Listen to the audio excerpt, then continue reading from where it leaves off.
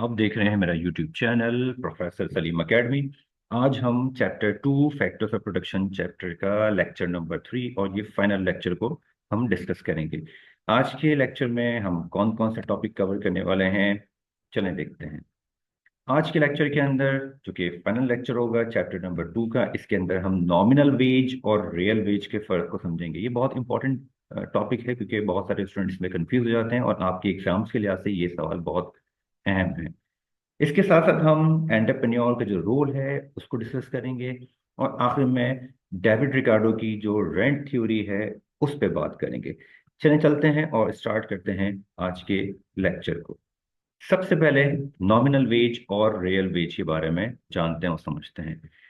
देखिए, nominal veg वो veg या वो सैलरी होती है जो एक्चुअल अमाउंट ऑफ मनी किसी भी वर्कर को मिलती है।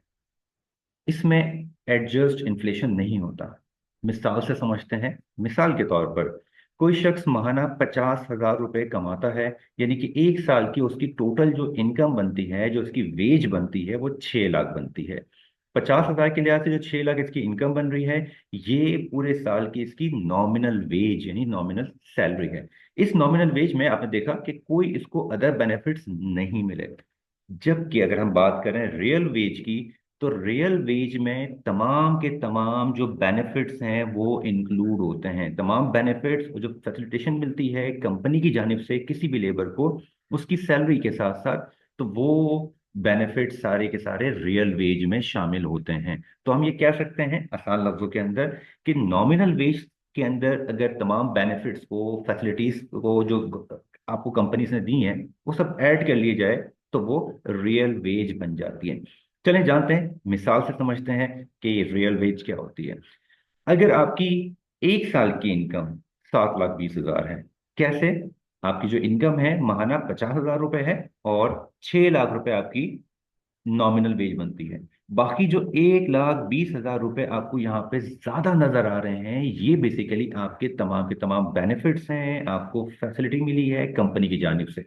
मिसाल के तौर पर आपको आने और जाने के लिए फ्यूल मिलता है, तो फ्यूल के पैसे भी आपके बेनिफिट्स के अंदर शामिल हो जाएंगे।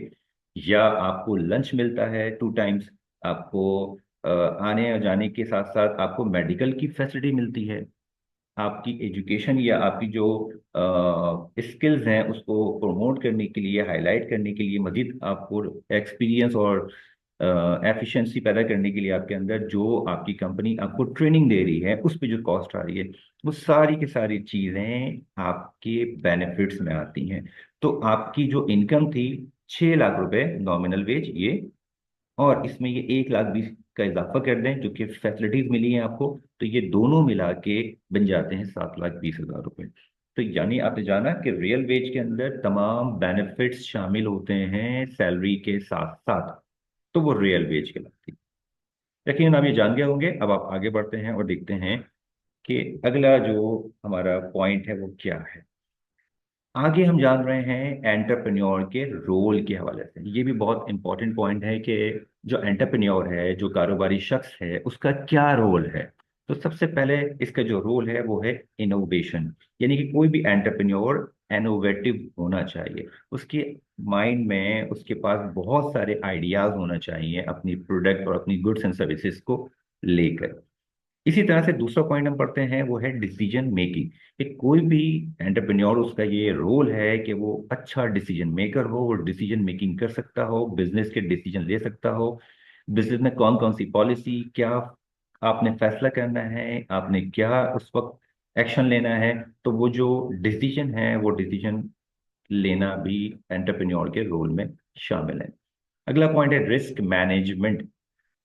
एक एंटरप्रेन्योर का रोल या उसका काम ये भी है कि वो बिजनेस में मौजूद रिस्क को मैनेज करे। यानी जो बिजनेस में फाइनेंशियल रिस्क हो सकता है, पैसे या मालियात के लिहाज से, और जो बिजनेस की ऑपरेशनल रिस्क, ये बिजनेस जो रूटीन के बिजनेस चल रहा होता है, जो ऑपरेशन चल रहा होता है, उसमें जो रिस्क होता है, उस रिस्क को मैनेज करे।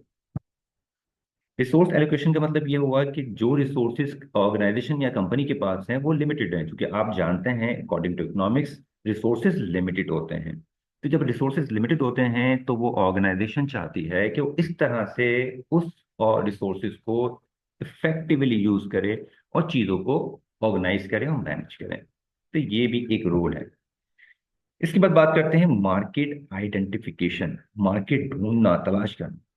एंटरप्रेन्योर का ये भी रोल है कि जो उसकी गुड्स एंड सर्विसेज है वो मार्केट में एक्सपेंड हो, नई नई मार्केट को तलाश करना, वहां पे नीड को क्रिएट करना, अपॉर्चुनिटी अपने लिए हासिल करना। This is called the market identification.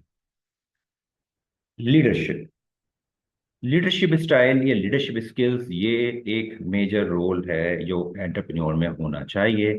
Leadership इसमें क्या होता है, इसका रोल ये होता है कि वो लीड कर सके अपनी टीम को मोटिवेट कर सके, अपने ऑपरेशंस बिजनेस को अच्छे से चला सके।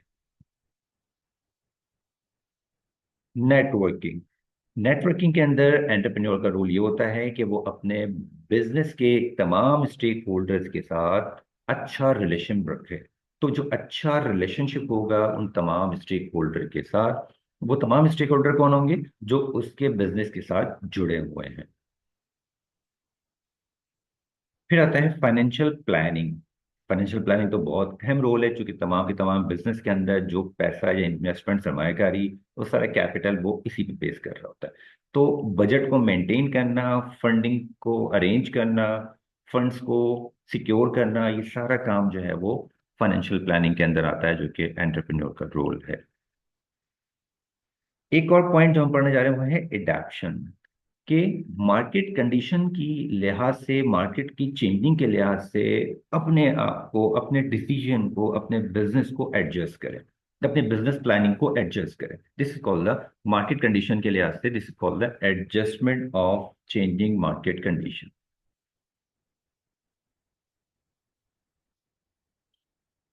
तीसरा जो हमारा टॉपिक था आज की लेक्चर के अंदर वो था थ्योरी ऑफ रेंट, या इसको हम रेंट थ्योरी या फिर रिकार्डो थ्योरी ऑफ रेंट भी कह सकते हैं। डेविड रिकार्डो एक ब्रिटिशन पॉलिटिकल इकोनॉमिस्ट था। इनका ये कहना था कैसे हम जमीन से इनकम को या पैसे को हासिल कर सकते हैं। तो इनके बकौल के जो रेंट में इजाफा होता है या रेंट हासिल करते हैं आप, वो जमीन की फर्टिलिटी या फिर उसकी लोकेशन के लिहाज से करते हैं। यानी कि अच्छी लोकेशन पे जमीन होगी तो ज्यादा आपको रेंट पे करेगी, ज्यादा जरखेज जमीन होगी जिससे ज्यादा आप प्रोडक्टिविटी हासिल कर सकते हैं ज़राअत के अंदर, तो उससे आप ज्यादा रेंट चार्ज कर सकते हैं। इसी तरह से जो जमीनें लेस प्रोडक्टिव होती हैं, लेस फर्टाइल होती हैं, तो उसको भी, उस जमीन को भी डिफरेंट यूज के अंदर आप इस्तेमाल करके जो रेंट है उसको आप इजाफा कर सकते हैं। डेविड रिकॉर्डो के कुछ पॉइंट थे जो बारी बारी हम डिस्कस कर लेते हैं इसी थ्योरी के हवाले से।